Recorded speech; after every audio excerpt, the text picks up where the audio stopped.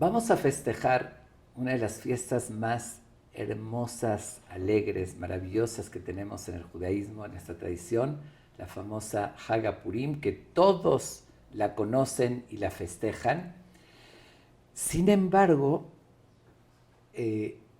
se conoce la fiesta de una forma bastante superficial. De alguna manera, la imagen que se tiene externamente es como un tipo de carnaval judío, una fiesta de emborracharse, de pachanga, de relajo, y bueno, y que se lee también una historia bonita, pero la historia también se toma como una historia tipo hollywoodense.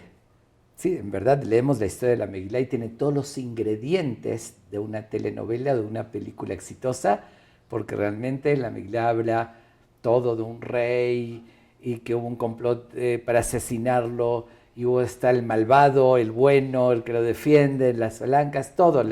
Entra la reina que la mandó a matar y el concurso de belleza, todos los ingredientes. Y entonces se toma como una historia interesante, bonita, y la fiesta es así. Sin embargo, es una festividad que tiene tanto mensaje y tan profundo y significativo. Y leer la Megilá no se puede leer con ese texto superficial. Hay que ver los mensajes que hay detrás, como dicen, tras bambalinas, que nos dejan una enseñanza increíble y también muy actual. Por lo tanto, yo quiero, junto con ustedes, que estudiemos la Megilá con otra visión. Y como lo dije en otras ocasiones, en otras festividades, vamos a dejar de lado la famosa versión Kinder, que es necesaria, ¿no? Lo que aprendemos desde pequeños. Ahashverosh, Melech Tipesh Hayah, Ahashverosh era un rey tonto, nada de eso. Todas esas versiones dejémoslas de lado y vamos a ponernos otros lentes y directamente aquí tenemos la Megilá, vamos a estudiarla pero con otra visión. Y aquí tenemos la Megilá original, el pergamino, como lo leemos en la fiesta, que vamos a leerlo después, posteriormente, y darle realmente otro sentido. Voy a comenzar con una introducción en la filosofía de la fiesta y después vamos a la historia real, profunda. Okay. Como introducción, quiero hacer un comentario de lo que está escrito en el Talmud. En el Talmud hace una pregunta que realmente llama la atención. Y dice así: Esther minatorá menaim. ¿De dónde aprendemos de la Torá el nombre de Esther? Dice, ¿dónde vemos la fuente, el origen en la Torá? Y contesta una respuesta muy extraña. Dice, Veanoji Aster Astir Panay Bayomau. Hay una frase en la Torá que dice, que Dios dice al pueblo, y yo me ocultaré en esa época. Y hace un juego de palabras. Un juego de palabras porque la palabra Esther viene de seter, de oculto, y Astir me ocultaré. Y realmente este comentario del Talmud es tan sorprendente, tan difícil de comprender, tanto la pregunta como la respuesta. Primero, la pregunta la vemos totalmente fuera de lugar. ¿Qué significa que pregunte de dónde aprendemos Esther de la Torá? Si Esther fue mucho tiempo después de la época bíblica, de la época cuando el pueblo de Israel salió de Egipto, Moshe los 40 años estuvieron en el desierto, que ahí es cuando se escribió la Torá, y la historia de Esther fue casi 1000 años después. Entonces, ¿por qué va a estar en la Torá? ¿Qué tiene que ver? Y si diríamos una insinuación, porque todo está oculto en la Torá, ¿por qué no pregunta también el rey David? David, ¿de dónde vemos una fuente en la Torá? O Shlomo, el rey Salomón, o muchos otros personajes que nunca hace esa pregunta, justo por Esther, llama mucho la atención. Y además, ¿cuál es la respuesta? La respuesta, un juego de palabras, porque se parece el término Astir, ocultaré, con el término Esther, Eso no tiene nada que ver con el nombre, es un juego de palabras nada más, que es muy extraño. Sin embargo, esto encierra un mensaje muy profundo. Obviamente que la pregunta del Talmud, como dije, ¿por qué se le ocurrió justo preguntar de Esther? No se refiere a dónde encontramos la historia de Esther o el nombre de Esther en la Torá, porque no tiene nada que ver, sino el concepto. Porque en el nombre Esther, ahí se está insinuando toda la profundidad de la historia de Purim, de la historia de la Megilá. Justamente Esther significa oculto.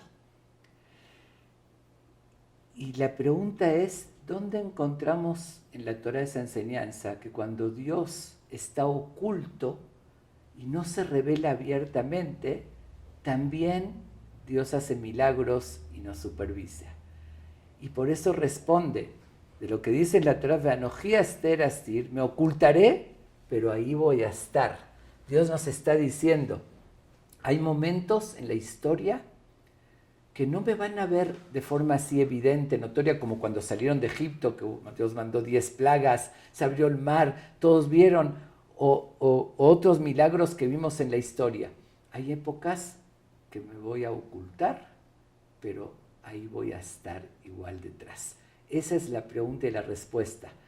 El concepto, porque la historia que vamos a ver en la Megilá, es sabido que no se menciona el nombre de Dios. Es el único libro de los 24 del Tanaj, de toda la Biblia completa, que desde la primera palabra hasta la última, ni una sola vez está mencionado el nombre de Dios. Intencionalmente. ¿Por qué? Porque ahí está el mensaje, Dios estaba oculto. Los milagros sucedieron, pero no de forma evidente. No vieron a Dios, la mano de Dios directa. Si nos ponemos a analizar como lo vamos a hacer en un momento, sí vamos a ver la mano de Dios. Pero hay que profundizar y hay que buscarla. Pero ahí está oculto. Hay una regla halágica que dice, si uno leyó la Megilá en Purim, no en el orden, leyó primero el último capítulo, después el segundo, después el primero, no cumplió con eso. Y la pregunta es ¿por qué? Igual está leyendo toda la historia. Porque justamente, ¿dónde se ve la relación de los sucesos, la cadena, los eslabones, cuando uno ve en el orden? Si uno ve cada suceso por separado, no le ve nada de particular. Ahorita vamos a ver que un rey llegó al poder, hizo una fiesta para presumir su riqueza, no tiene nada especial. Que hubo un complot para asesinarlo, tampoco. Que hubo alguien que lo descubrió y lo reveló, no tiene nada especial. Que hubo un antisemita que quiso destruir al pueblo, siempre al pueblo de Israel, en toda la historia sucedió. Que bueno, que después la reina utilizó sus palancas y lo defendió. ¿Qué tiene de particular? Si vemos los sucesos no ordenados, no vamos a ver nada especial. Si vemos la relación, cómo todo se conecta, ahí es donde vamos a descubrir el milagro y la mano de Dios. Por eso se llama la Megilá, insinuando eso, Megilat Esther. La palabra Megilá viene del hebreo, la raíz de la palabra es Megilá legalot, que descubre. Y Esther, como dijimos, viene de seter, de oculto. Descubre lo oculto. Si uno lee toda la historia, va a descubrir lo que está oculto y que no se ve a primera vista. Por eso dije al principio, y lo reitero, en la versión superficial no vamos a ver nada especial, pero analizándola, ahí vamos a descubrir lo oculto, que es lo que vamos a tratar de hacer el día de hoy, junto con ustedes. Quiero que me acompañen a esta fascinante visión profunda de la Megilá. Pero, ¿por qué realmente sucede eso que Dios ocultó? ¿Por qué, a diferencia de Pesaj, que pasaron milagros tan grandes, por qué aquí no? Dios no hizo realmente un milagro. ¿Por qué de esa manera tan oculta? La verdad es que cuando se destruye el primer templo, que por cierto vamos a ubicar la historia de Purim, cuando sucedió, regresando hace más de 3.300 años, fue la revelación de Dios en el monte de Sinai, entrega la Torá, 40 años está en el desierto, entra en la tierra de Israel, transcurren 480 años que el pueblo de Israel habita dentro de la tierra de Israel, pero no se construyó el Bet Hamikdash, no se construyó el primer templo. Llega el rey Salomón, construye el primer templo, dura 410 años el primer templo. Después llega Nabucodonosor, o Nebuchadnezzar, como se dice en hebreo, el emperador de Babilonia, y destruye el primer templo, y el pueblo de Israel es exiliado a Babilonia, expulsado de la tierra de Israel, y van a Babilonia. Y ahí, en ese ínter, ahí estuvieron 70 años, y casi al final de los 70 años es cuando sucede la historia de Purim. Antes de eso, antes que cuando se destruye el primer templo, hay una historia que está en el Tanaj, que el rey Nebuchadnezzar había hecho un pacto con Hizkiyahu, el rey del pueblo de Israel, y hubo una serie de sucesos ahí, pero se escapa después Hizkiyahu, lo persigue, lo encuentran a él, y el rey cruelmente, Nebuchadnezzar, le quita a Hizkiyahu los ojos. Él estaba con niños, mata a todos los niños, y a él le arranca sus ojos, y así lo lleva a la tierra de Israel, ciego, sin ojos. Él quería vengarse de él, pero de alguna manera ahí hay una insinuación. Le apagó su luz, lo dejó a oscuras. Eso insinuó y marcó una época, antes de y después de. Hasta ese entonces, en el periodo que estaba el primer templo, habían profetas y Dios se revelaba. En el mismo templo, en el Bet Hamikdash, sucedían milagros todos los días, milagros evidentes. Todos veían la mano de Dios. En el templo caía un fuego del cielo, consumía el animal. Si estaba lloviendo alrededor del templo, no llovía. Eran manifestaciones abiertas y evidentes de Dios. Llegaban los profetas y decían las palabras de Dios, y así se cumplía. Sabían por qué sucedían las cosas. Después de la destrucción del templo, se acabó esa época. Ya no se reveló de esa manera a Dios. Ya empezó el concepto que mencioné de Esther oculto, que existe. Dios estaba ahí presente, pero no evidente. Y la pregunta es ¿por qué?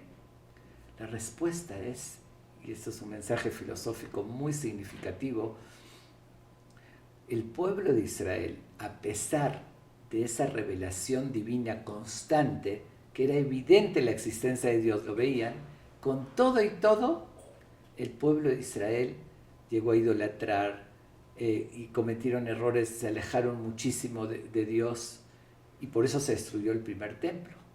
Cuando Dios ve eso, que Dios que nos quiere y no quiere que haya consecuencias así fuertes y graves, ¿qué hizo? Dijo hasta aquí. Ya no me voy a revelar de forma abierta más. ¿Para qué? Para que la reclamación no sea tan fuerte. Porque en esa época, aún que veían la mano de Dios de forma evidente, igual cometían errores tan graves, obviamente las consecuencias son mucho más graves, por eso Dios destruyó el templo y los expulsó.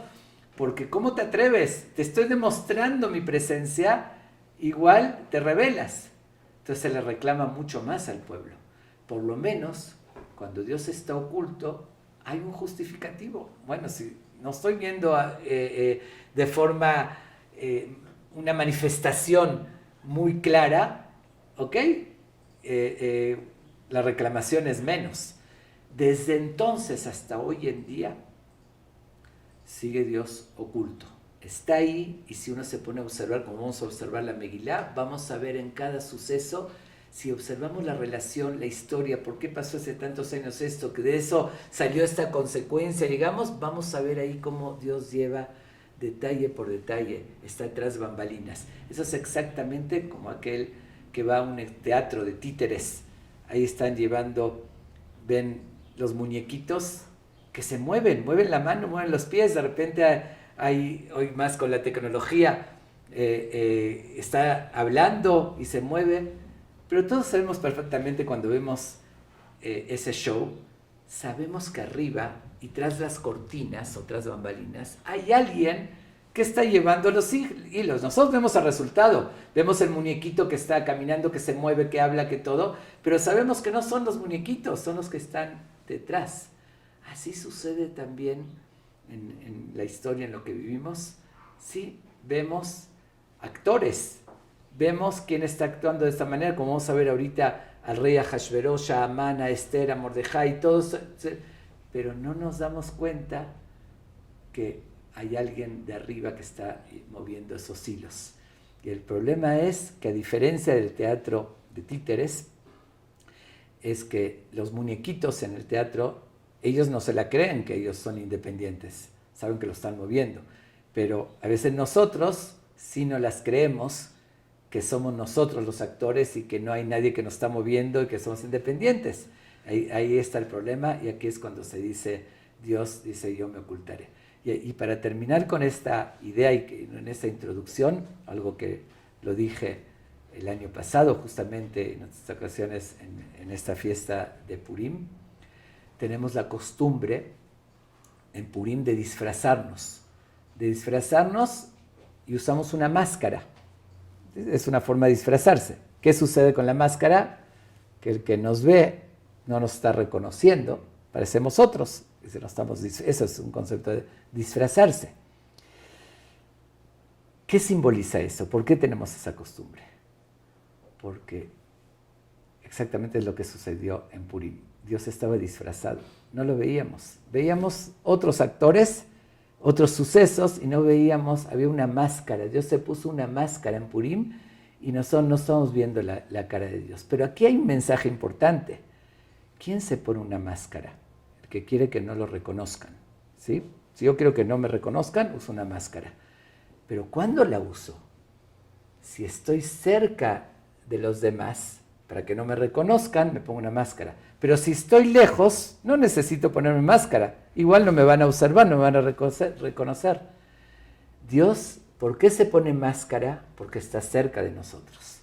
Justamente porque está cerca, nos quiere y nos supervisa. Pero como quiere mantener, como lo dijimos, este concepto de ocultamiento para reclamarnos menos, porque si estaría como en el principio se revelaría, y igual cometemos errores y no hacemos caso, nos reclamaría más. Entonces está cerca, pero usa máscara. Usa máscara con lo que llamamos la naturaleza, las casualidades, que en verdad son causalidades, son causadas, y decimos, eso fue lo que sucedió. Entonces, después de esta introducción, vamos ahorita a estudiar la Megilá y ver qué hay detrás de toda esa historia, detrás de esa máscara, qué sucesos encontramos.